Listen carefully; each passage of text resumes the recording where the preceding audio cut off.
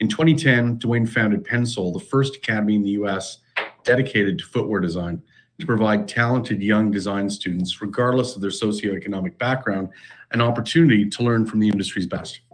Dr. Edwards founded PENSOLE in part because of how difficult it was for him to come through the industry to get started. And today, PENSOLE has placed more than 500 former PENSOLE alums in positions working professionally for some of today's top brands, including Nike, Under Armour, Adidas, New Balance, Brooks, Vans, Puma, Timberland, Jordan, and other brands globally. So it truly is an honor to welcome Dwayne as one of our keynote speakers. Dwayne, thank you very much, and over to you. Cool, thank you very much. I appreciate the opportunity. I will share screen now. Make sure, is it sharing fine? Yes, it is. All right, perfect. So what I'll do is I will give a bit of my background story and then transition into some of the things you already mentioned, and then ultimately what we're doing now here in Detroit. So I consider myself these 4 different stages of my life.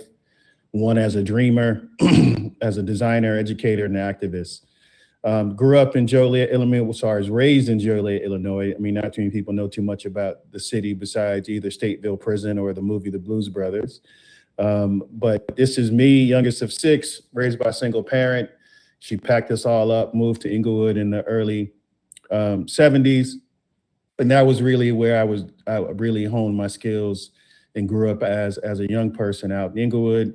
But this is really the first time I got a chance or a taste of what design, or I would say art, looked like, was this TV Guide design competition or drawing competition. And I would enter these competitions every week, and I would win it. Problem was I was 12 years old. So my mom would get mad at me because the school in Minnesota who was sponsoring the competition would always call asking when was I going to go to Minnesota, not Michigan, Minnesota.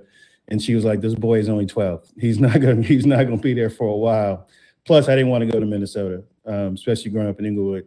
So I grew up in the city playing basketball, went to the high school. My fascination with sneakers really kicked off then, where back then there were no shoes, didn't come in multiple colors. They came in white, or white, black. And as you can see, our school uniforms were green and white. So I would customize my shoes. And this is like in the mid 80s. Just so they can match my basketball uniform, and got really good at it, and went to my guidance counselor and said, hey, I figured out what I want to do with the rest of my life. I want to become a footwear designer. And this is what she told me. She said, no Black kid from Inglewood would ever become a footwear designer. And so that was a bit devastating, especially as a 17-year-old kid, but she became motivation for me. But also at the same time, I knew she was kind of right. Because as I said, I'm the youngest of 6 kids raised by a single parent. So college wasn't in my future. While working, graduated from high school, was working at McDonald's just to get out of the city alive. Inglewood at the time in the 80s was one of the most dangerous cities in America. And so I was just trying to stay active and not in trouble. And I started working at McDonald's. And one of the things I ran into over lunchtime one time was a newspaper ad for a footwear design competition that Reebok had. And to me, that was like a full page ad for me, but it was super small. I think it was maybe an inch by a quarter of an inch big. And so I entered it because I figured this would be my shot, and ended up winning the competition. The problem was I was 17 years old. And so Reebok said, hey, you know, kid, when you finish college, come back and see us and maybe we'll give you a shot. And for me, like, that was an amazing day, and probably the most frustrating and angry I've ever been all in one day, because I legitimately won, but because I didn't go to college, it wasn't a future for me. And so I really gave up this idea. I thought my counselor was right and gave up. My mom gave me this card when I was 17 years old, and really kind of changed my trajectory of how I looked at life and how I looked at things. Is ultimately, if I don't believe in what I can do myself, how can I expect someone else to believe in what I can do? And so that really fueled me. That simple 25-cent card really kind of changed my trajectory. And I started working at this accounting agency filing papers. And the second job I received was at this footwear company called LA Gear. And while I was there, my job was to file papers in the accounts payable department. And And so I was like, man, I'm at a footwear company. Let me see if I can try to get a job here. And so they put these little small wooden suggestion boxes in every department. Again, this is late 80s, so still technology hasn't really caught up yet. And so every day I would put sketches in this box because I figured somebody would see it and at least give me some feedback on, what I need to work on. And it was 6 months in, and this man, Robert Greenberg, called me into his office. And he asked, "Are you the guy who's been putting all these sketches in my box?" And I thought he was going to fire me on the spot. But he had all 180 of my sketches, and he offered me a job at the age of 19. And so I became a professional designer at the age of 19, purely because I had someone actually see what I could do. While I was at LA Gear, I had the honor of designing product with Kareem Abdul-Jabbar, Karl Malone, Shaq when he was in college. And ultimately, I always remember what Miss Wilson Jefferson always told me, because I wanted to prove her wrong. And that was really fuel for me. From there, LA Gear was great. Robert left and sold the company. I left and started working with this lifestyle company, and specifically this streetwear brand called Karl Kanai. And at this time, he had some of the best entertainers and rappers wearing his product. This is Notorious B.I.G., Tupac, Dr. Dre, Sean Puffy Combs, and Nas. All of these kids were, all these guys were all in their early 20s, late teens, just like myself. And so we were designing what streetwear looks like today, but this was like 30 something years ago. And did that for about 6 years. And then Jordan called and asked me to move up to Oregon. Being a California kid, never even been to Oregon, even though it's, one state up. But being in Jordan was a dream come true. And so I started working with the Jordan brand and designing product for Carmelo Anthony, Derek Jeter, Roy Jones Jr., Ray Allen, a host of other Jordan athletes, and obviously MJ himself. That was I wouldn't even say a dream come true, because I didn't think it was possible, right? I didn't dream big enough. But along this journey, kids started killing each other for sneakers that I was designing, and standing in long lines and just doing all of these unnecessary things for sneakers. And that was really a tipping point for me. And I decided to leave the industry completely. And so I retired and really wanted to figure out a way to create a school that could help kids understand there's more to life than sneakers. There's more to life than sports. And there's other options that you can have. And so ultimately I created the PENSOLE Academy in 2010, really as this way of trying to redefine this industry that I was blessed to enter at a super young age. But because I didn't have a college education, I need to understand what teaching was. So I started teaching at one of the best design schools in the country called Art Center in California. I started teaching at Parsons in New York City, one of the top fashion design schools, and then MIT in Massachusetts. I really want to understand, how did all these major schools become the best? And for me, I had to teach there to understand what that looked like before I can fully get into what we were doing at the academy. And so the academy launched. Fundamentally, we are a professional development academy. We teach kids, obviously, footwear design. We teach them color and material design, as well as as well as functional apparel and accessories design. We teach them how to make prototypes, as well as we do all the digital skills. When we opened the academy, we were the only school in the US dedicated to designing footwear. At that time, the US footwear industry was about 50 billion. So it wasn't a small industry at all. It just didn't have any dedicated education associated with it. And, and we started working with some of the best brands. And our model was a bit different, where our model was similar to the way Nike would sign an athlete.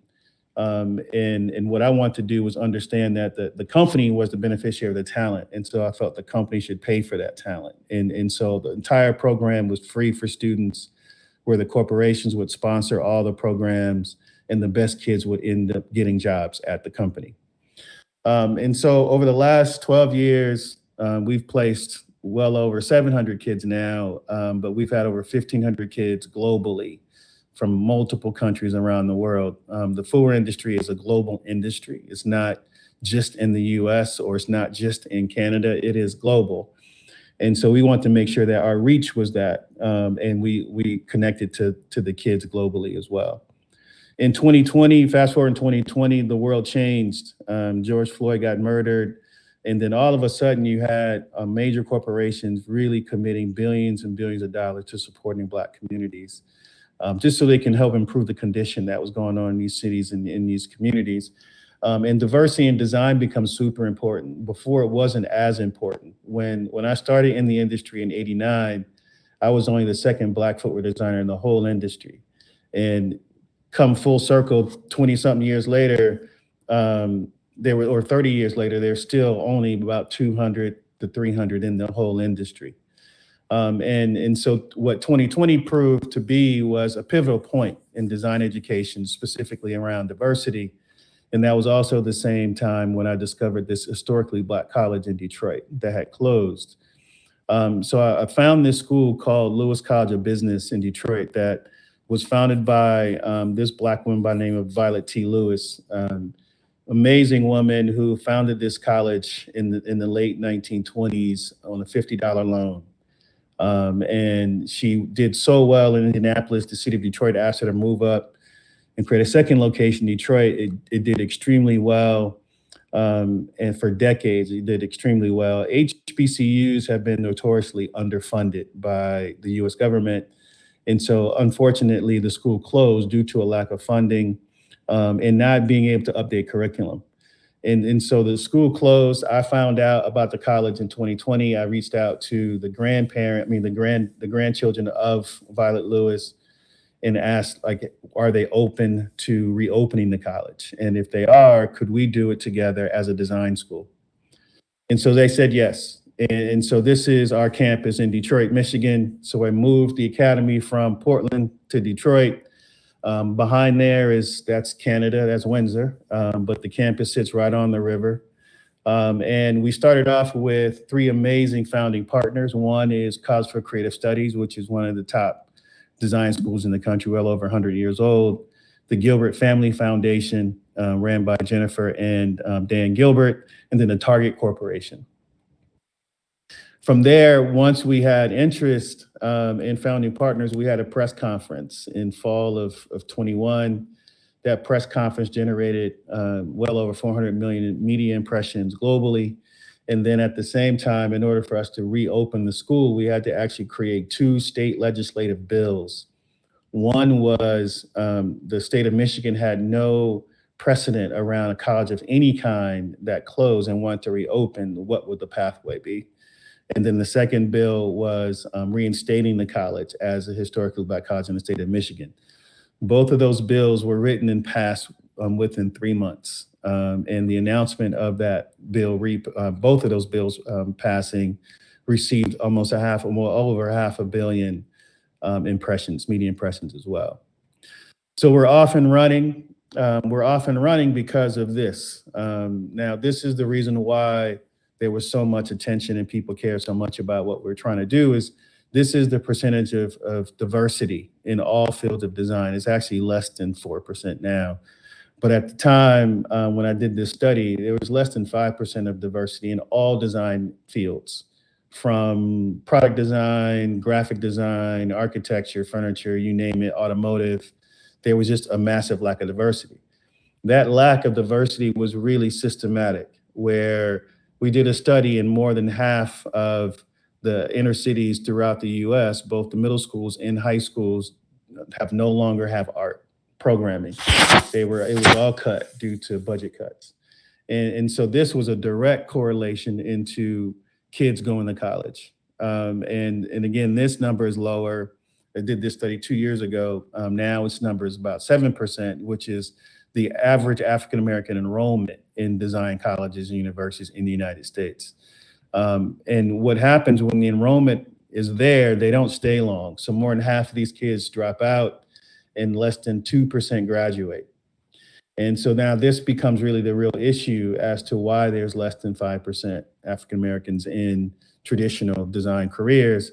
And so corporations figure, well, okay, if they're not in traditional schools, let's go to historically Black colleges and universities. So of the 101 HBCUs, only 9 of them have actual design major, and it's in either graphic design or fashion design. And none of them have a focus on design itself. So we sit in a really good spot. We have started off on this path. We're the first HBCU ever to reopen. HBCUs were created in the mid 1800s. There's been over 130 of them, and none of them have ever closed and reopened. So the first one ever to do that is in Detroit, which is us. We're the first HBCU to focus on design, and then we're also going to be the first HBCU to focus on product and manufacturing. Our first 10 years, we started off with some amazing brand partners, but then just in 21 alone, when we made the announcement of we were reopening the HBCU and having a design focus, then that started to attract new corporations that were outside of our sweet spot of footwear and apparel. And you can see the NBA is there, Procter & Gamble, some retailers. We start to diversify our design offerings. And then just in 22 alone, after we reopened, we started receiving even more interest from tech companies, the Detroit Pistons, banks. It showed us really there is a massive issue around diversity in design as it pertains to having talented kids go up and grow up and get into college and then ultimately work in these different industries. And so we fit in a really nice spot. For me, that's the short version of my story. I want to leave some time for questions, but ultimately, this is one of the things that I realized that I didn't dream big enough when I was little. And now I dream way bigger than I've ever done before. And that's what we instill in our kids. And that's what we hope that the future holds for us as well.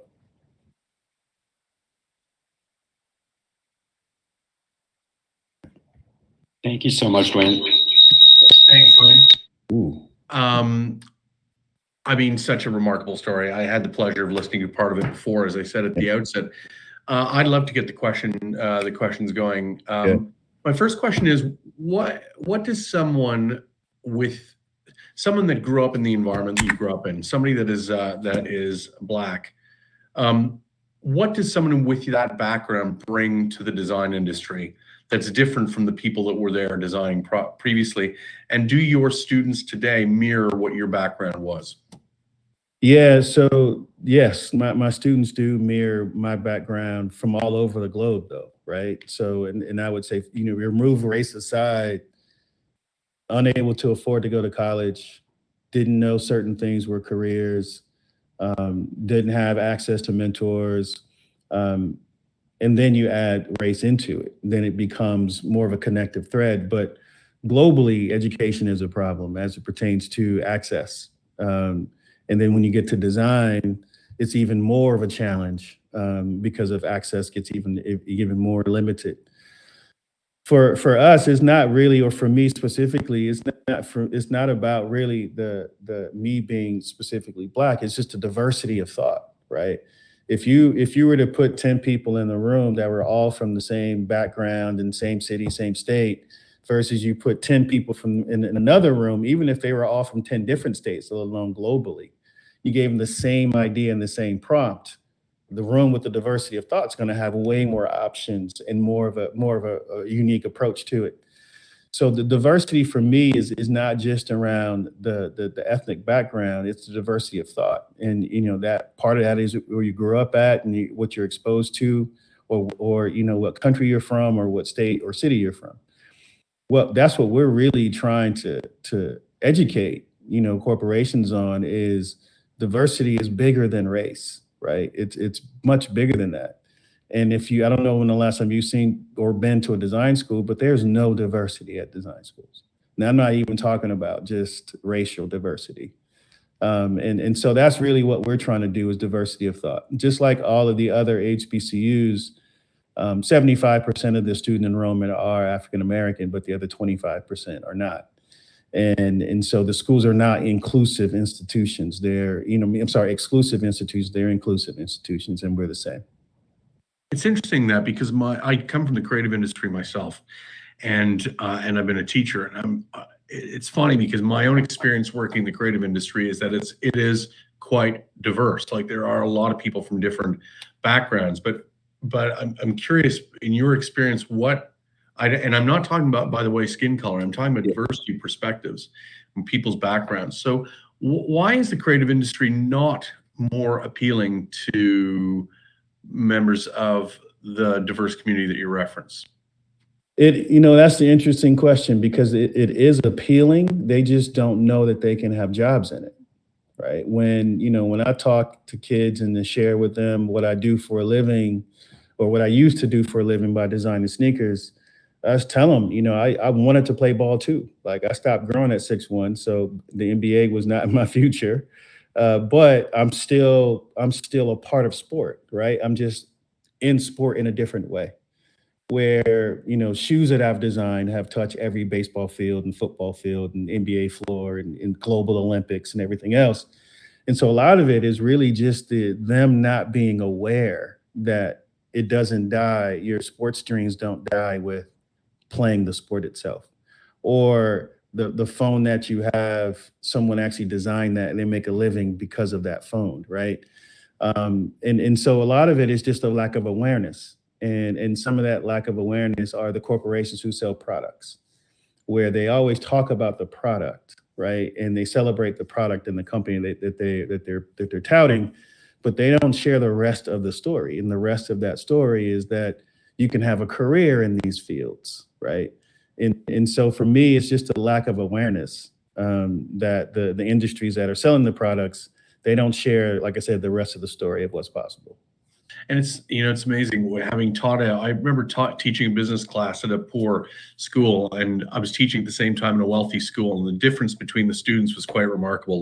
The wealthier kids leaned in naturally; they were almost professional students, whereas the kids from the poor school were much better lateral thinkers. The thing that I was amazed by is that lateral thinking ability, which comes by having to deal with life in a much more dynamic environment in real time. Yeah. It's such a strength to go into the creative industry, because you kind of need that flexibility and agility in the way you think. Yeah. I mean, a lot of people would always say, you're a good thinker outside the box. And I'm like, I've never had a box. So because I've never had a box, like, I don't know what I'm not supposed to do. And so I just do instinctively what comes natural. We have a question from one of the, by the way, you're getting a lot of applause here. Is there any limitation on the countries that are able to participate in the program, or students from those countries able to participate? No, we've had students from over 75 different countries. The only thing, obviously, we ask if you speak English, but we've had kids learn English just to come to some of our programs. But no, this industry, design is a global industry. And so it needs the global nature of those thinkers to be in it. Is there, I'm curious about that incredible tenacity that you had. It's amazing that you were just dropping designs every day into that box. Have you ever considered, what is that ingredient that was inside of you? And have you ever considered what that ingredient was? And how do you pass that on to other kids about just never surrendering? Yeah, I mean, I think for me, it's because I didn't have anything growing up. I had nothing to lose. I had everything to gain and nothing absolutely to lose at all. And I was designing the shoes anyway. Now I just had someone to see it, right? And so it wasn't like I was making this huge sacrifice, because that was what I authentically loved to do.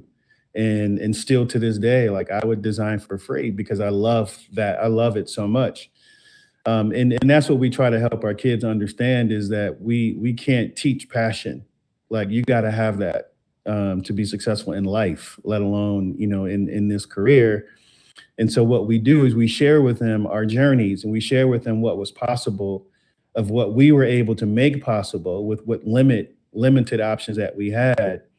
And for them to be inspired to understand that, oh, wow, like, you were able to get this far with the yellow pages. First of all, they didn't even know what the yellow pages is, but in a TV guide, right? So when you explain to them, like, yeah, there was a book that came in your house every week, told you what was on TV. Like, how inefficient is that, right? Where they respond when they can see that we're from the same background, we're from the same struggles, we're from the same disadvantages, but we didn't use it as an excuse to prevent us from moving forward. And that's the biggest thing that we try to do, is challenge them to move forward.